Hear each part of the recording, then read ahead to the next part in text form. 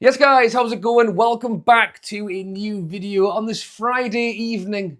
It's been a busy week, feeling very ready for the weekend, and despite the minging weather outside the window today, we have got some positive stuff to get through in the world of Newcastle United. A big win, big 4-0 Champions League win on Wednesday night. Voltemade gets the goal. Newcastle play this Sunday. I will be there as normal, taking on Nottingham Forest at St James's Park. So if you're not subscribed and you do enjoy the videos, do us a favour, hit subscribe, hit a like on this video if you want to see Newcastle go ahead and win this weekend as well against the struggling Nottingham Forest side, despite Elliot Anderson, who we'll talk a little bit about in this video, and let me know some early score predictions in the comments as well. And then off the pitch, as I say, training ground. You talk about, the transfer windows was start, stop, trying to bring players in, not being able to. People are saying it was, the location, the money, the sponsor, getting the training ground up and running is the start of that. Then you get the training ground, then you get the sponsors, then you talk about the stadium. So it's big. It's big news for Newcastle. So yeah, let's get ahead. Start with training ground. Then we'll come on to a little bit of what Eddie Howe said on injuries, Elliot Anderson, and the game this weekend, as well as my prediction. So yes, big news on the training ground. Reports were that Newcastle have been looking to set up a state-of-the-art training ground. I mean, you can look around at what Man City have got, Real Madrid have got. It's not just a pitch. You could argue that there's a lot of, even Sunday League teams are all getting 5G these days. It's gone of the days of, just some chalk on a field. And when it comes to Premier League football, it's blown out the water. It is pitches, 5G pitches, mini stadiums, recovery centres, food, living accommodation, it is out of this world. And then you talk about the men's team, then you bring in the women's team, then you bring in the academy team.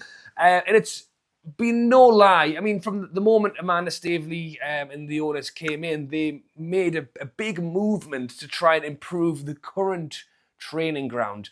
We've seen the video, we've gone in the days of talking about the wheelie bins. I couldn't make it through the video without mentioning them. But even now, we've seen the video of, Sandro Tonali coming in and being introduced to the training ground, having a look. And in fairness, maybe based on what it used to look like, they've done a pretty damn good job, in my opinion, of sprucing it up.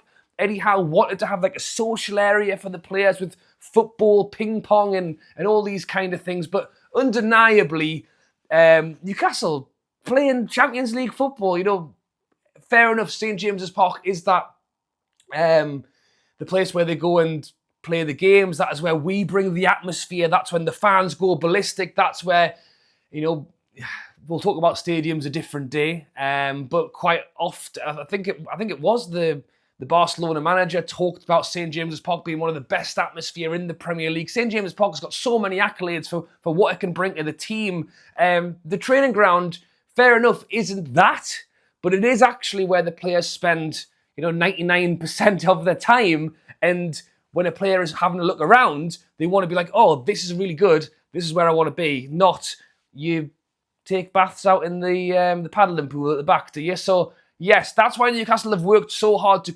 spruce up what we've got.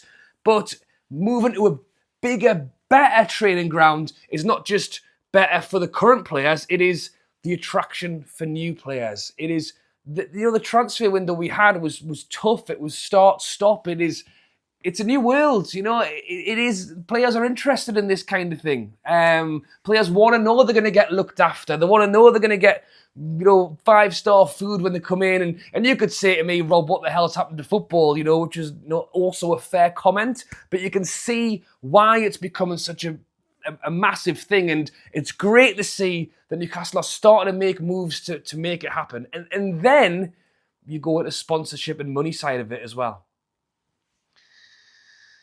So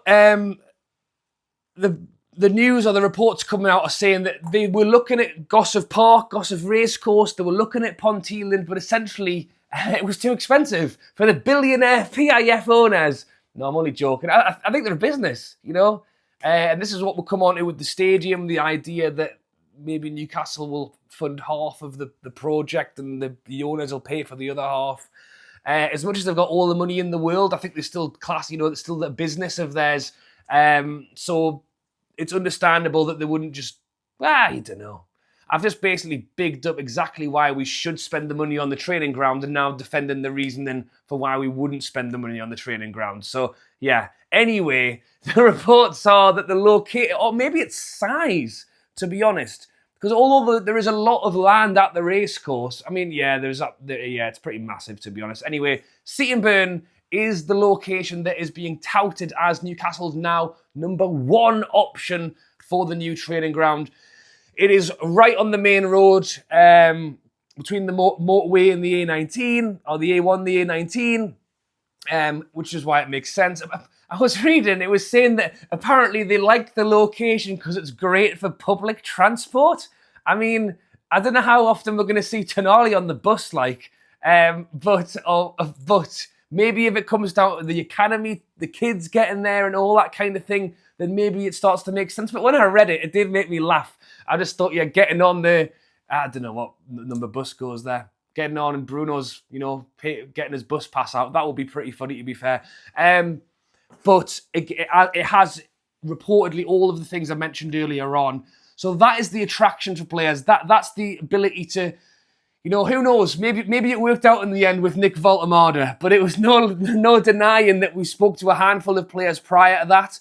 A lot of the discussion on that was to be due to wages. I mean, João Pedro reportedly wanted to live in London. You know, there is still always going to be hurdles, but being able to show a picture of, by the way, this is our like ridiculously amazing state-of-the-art training ground, it will catch players' eyes. It will make them more interested in coming to Newcastle United. And then, as I've mentioned, in terms of money, if you want to be paying João Pedro all these crazy wages, that's where Newcastle need to be looking at training ground sponsorships as well. I still, to this point, can't quite understand where, fair enough, we want to wait, we want to make sure, like, maybe see what happens with the Man City stuff before we start bringing in sponsors.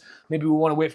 Why haven't we just got Adidas to just pay us, like, a 6-month rolling training ground, training top, training jumper, training everything sponsor?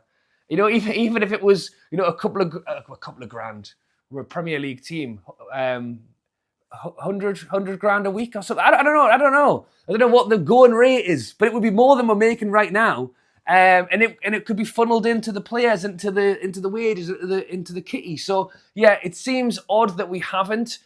You've got to imagine that should the announcement come of the training ground, that it will not far behind it will, you know, Saudi Airlines training ground or something along those lines. So yes, it's big for helping bring players in, but I think establishing where we want to go to the next level, it's pretty huge. So yes, if you're happy to see Newcastle finally making some groundwork on this training ground, Lark, drop a like on this video. As I say, Eddie Howe did his press conference this morning ahead of the game at the weekend, and obviously, you know, you talk about money, you talk about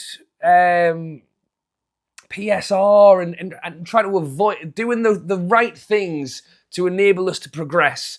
I think arguably one of the worst things that has come to us through PSR is the Elliot Anderson situation. So, this is just going to happen every time we face Nottingham Forest. Eddie Howe was asked about Elliot Anderson. Obviously, he's got his call up for England now, talking about one day captaining in England. There's this thing with football, you know. I kind of nudged on it a second ago, really talking about Voltemade, you know, the idea that, well, Newcastle have sold Isaac and they've brought Voltemade in, so they won the transfer window. The thing with Elliot Anderson is it's an interesting one because even Eddie Howe said it. He was like, I'm really pleased that he's doing well. I don't know. I think it's possibly because we didn't want to sell him. Like, I don't think he particularly wanted to leave, but now that he has, I like to see him doing well. I would way rather he was doing it for us. But on the flip side, Eddie Howe was also asked, do you think he would have become the player that he is had he stayed at Newcastle? And even Eddie Howe was fairly honest to say probably not as quickly as he has kicked on because of the fact he moved. And I have to agree with that. I mean, you look at our lineup right now, what it looks like next year, the year after that. But right now, Bruno, Sandro, Joe Linton are pretty damn good. And Elliot Anderson was always going to struggle to get in that side. When he did get into the side, he was kind of, really either given a more wing, either maybe put out on the left-hand side, maybe given more of the Joe Linton role of kind of tracking and, kicking people. Whereas in reality, he's really been able to flourish and kind of given that freedom at Forest to play the number 6 role. The role that, we were fighting over a year or 2 years ago. Should it be Bruno or should it be Sandro? Well, it turns out it should have been Elliot Anderson. Maybe with time and more belief, he could have maybe started to try that out at Newcastle. But I just think it's always tough. Eddie Howe talked about the depth of squad that we have this season. I think arguably you have to agree that it's definitely better than it was last season. But I still feel like every game, we still aren't Man City. We don't have 2 squads. We're not there yet. And because of that, we want to play our best players all the time. Like, there is very little chance for players to get a chance at Newcastle.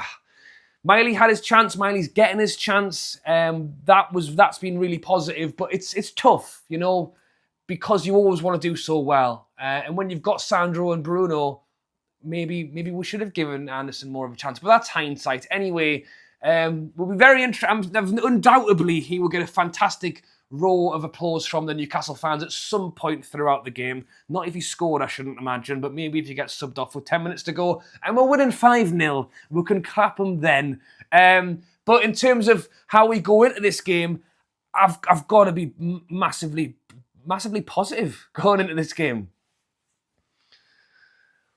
I talked about the transfer window being fairly up and down throughout the window. We're linked here, we're linked there. He's come in, he's not coming in. I think off the back of that, it has been a fairly stop season as well. I mean, had you told me we were going to lose to Barcelona, lose to Arsenal, and lose to Liverpool at home so far this season and win against Wolves, I'd probably shrug my shoulders and go, well, that's a bit disappointing. It would have been nice to get a point from one of them or a win. But ultimately, yeah, they are very good sides. However, it hasn't really felt that way through. I think because we were so close to beating Liverpool, because we should have at least had a draw against Arsenal, it's left everyone and after a tough summer window, it's been a frustrating start. So to get a big win at the weekend, get Voltemade on the score sheet again, getting Gordon scoring twice, getting Harvey Barnes, who I think has been pretty poor this season, to get a goal is big. And then Elanga getting man of the match. Eddie Howe, unless they were listening, they must have been listening.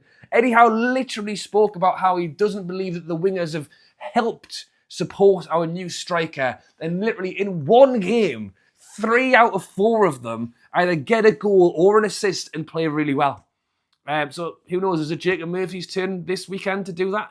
We will have to wait and see. And I think Eddie Howe will make a few changes. Tino Livramento will not be available for around 8 weeks, which is longer than we'd like, but it's certainly a lot less than what we feared after he went out on a stretcher. People are thinking it was the ACL. Apparently it is his knee, but it's a different ligament.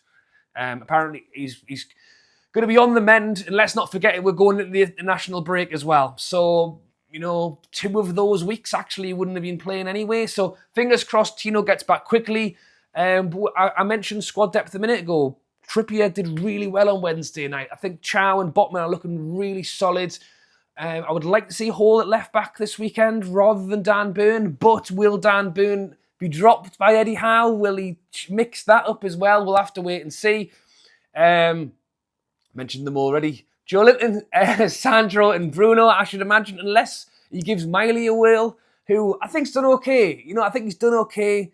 I think a home game against Forest maybe is a decent game to play him in, potentially playing up against Elliot Anderson, a player that I think, at one point, people probably said had had more of a ceiling than Anderson did. I mean, big up Anderson. He's going to probably prove people wrong on that.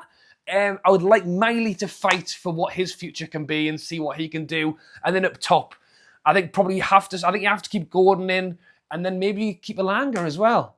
And then Voltemade hopefully gets on the score sheet and hopefully continues to keep scoring. Because despite the fact that people have said, he's a lot deeper than would like him to be, he's maybe not getting as many shots as would like him to, he has scored 3 goals. Trying to get him in the box more often would be helpful. But when the reports are that Johan Wizza is set to be out for as long as a further 4 weeks, another 4 weeks out, and then potentially goes to the African Cup of Nations. So, yes, we have brought in squad depth. But I think there's a reason people are already asking for us to do more this January window.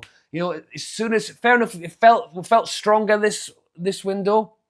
The minute Tino gets injured, the minute that Wizza gets injured, Ramsey's on his way back, so that's a good one as well.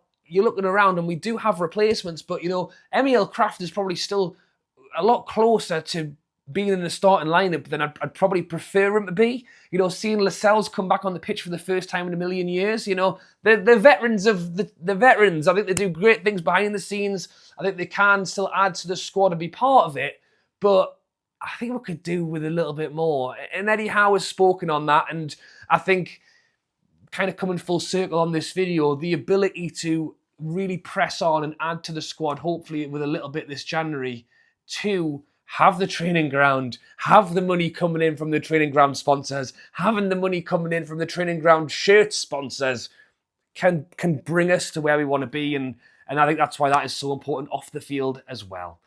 For my prediction, I'm going to go 2-0 Newcastle. We've been pretty decent defensively, despite what some recent home game away we get clean sheets, but at home we don't. Let's change that. Despite Chris Wood and Elliot Anderson, there's a recipe for disaster there, but it's not going to be one. 2-0 Newcastle. Predictions down below. Thoughts on the new training ground. Thanks for watching. Enjoy your weekend. I'll see you on Sunday for the game, so subscribe if you want to see more from me. Thanks for watching, and I'll catch you later.